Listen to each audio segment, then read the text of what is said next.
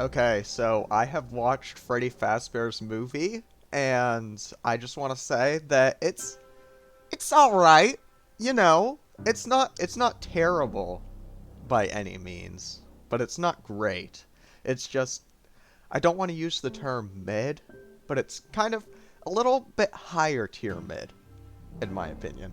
It's a fantastic love letter to the fans, so many references and stuff like that, but the average moviegoer or somebody who doesn't know anything about this franchise, they're not going to enjoy this. But I'm a big Five Nights at Freddy's nerd. This is my jam. This was my thing growing up. I'm so happy to finally see this franchise on the big screen. So I'm just going to talk about it now and give my thoughts.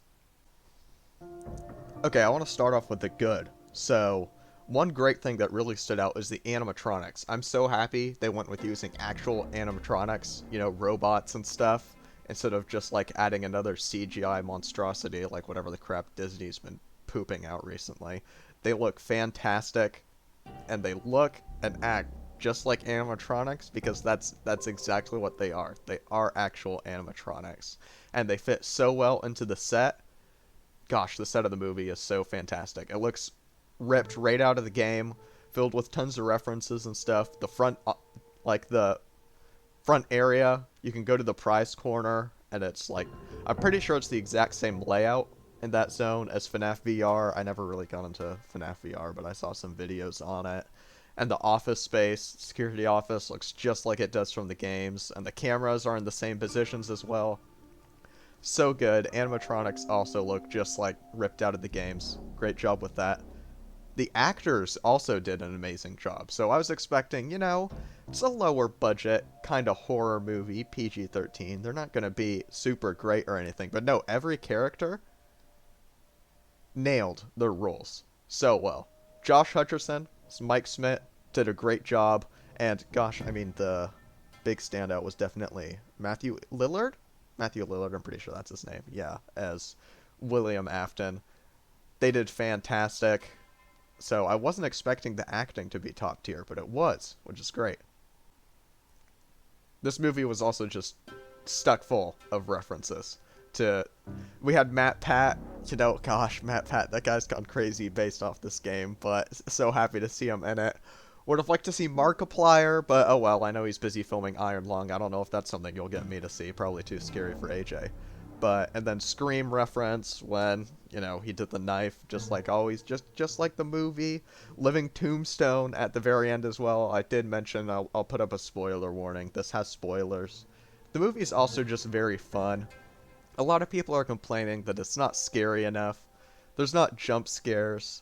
It's not that gory. I mean, this is a PG-13 movie, and I think this is exactly what it needs to be, which is an entryway to the horror genre for younger people, because that's what Five Nights at Freddy's was for me as a kid. That was my entryway into like horror as games and movies, and I hope that this does the exact same thing by not being full of jump scares and tons of other crap that's in most modern horror movies. This is a good one you can actually watch with the family.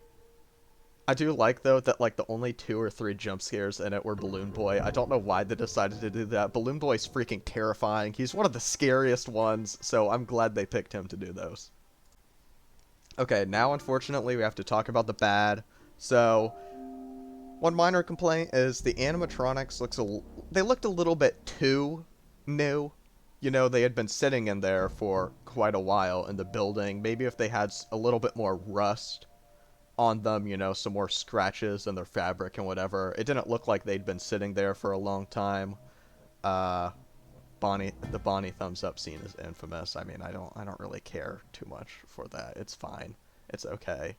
I would have liked it if there was some more mystery surrounding the events. So a big complaint people are having that I agree with is the whole custody subplot. That takes up a little bit too much time in the movie. We should have had it being about the mystery of the origin of Freddy Fazbear's Pizza. Or this one's Freddy Fazbear's Pizzeria, I'm pretty sure.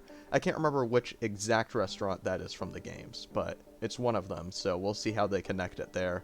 So, movie was a tad short, too. I feel like It would have been a much better movie if it was a little longer and it was more focused on the mystery surrounding Freddy's instead of on some of the character drama. Even though the character drama was great, like, don't get me wrong, the custody subplot is good, but I just don't think that it belongs in the Five Nights at Freddy's movie. Another thing, this is kind of a nerdy complaint, but, like, they changed characters up from the games, which I'm not saying...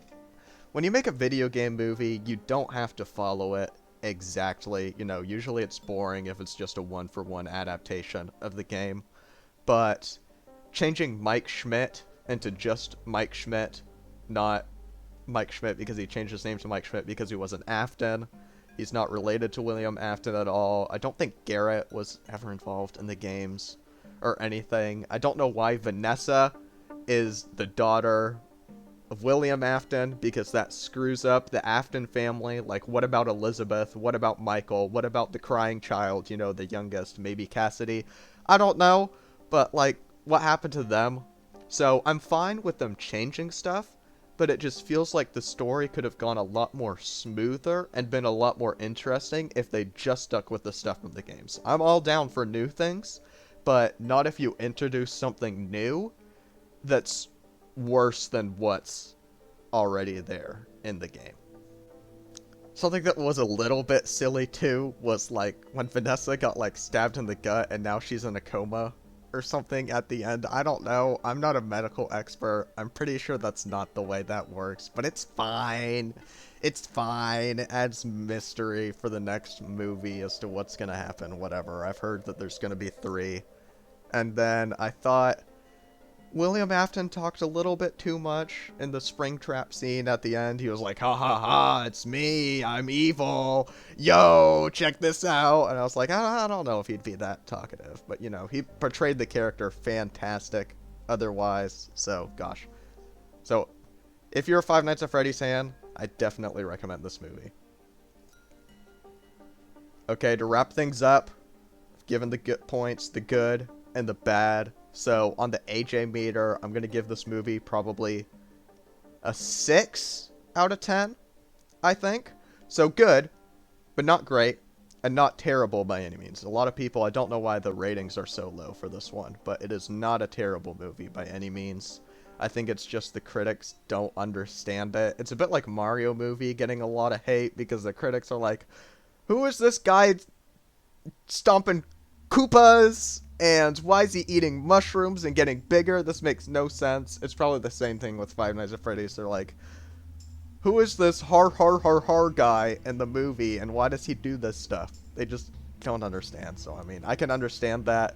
It's not something I'd take my parents to go watch or anybody else who doesn't like Five Nights at Freddy's, just because they'll probably have no clue what's going on, and they won't be able to appreciate most of the greatness of the film. So, I know some people don't like it when movies are just pandering and just references to their core audience. I, however, though, think that can be a great thing, especially in this case, because you have your pre-established audience and you're just pleasing them. I think this works great for a first movie. I think for the second one, they might need to branch out a little bit because you can't just keep up with the same audience forever. You're going to have to change things, bring new people in. So this isn't a gateway movie to the franchise by any means. At least I don't think so. I mean, is any of you, was Five Nights at Freddy's movie the first thing you saw that got you into the games? If so, have a fantastic time going down the lore loophole because my gosh, Scott Cawthon cooked. Okay, that's it. That's about all I've got. Let me know what you guys think about this movie in the comments down below. Was it good? Is my opinion wrong? Because you know what they say about opinions. I'm the only one that can have one, and mine is always the best. So, thanks for watching. Bye.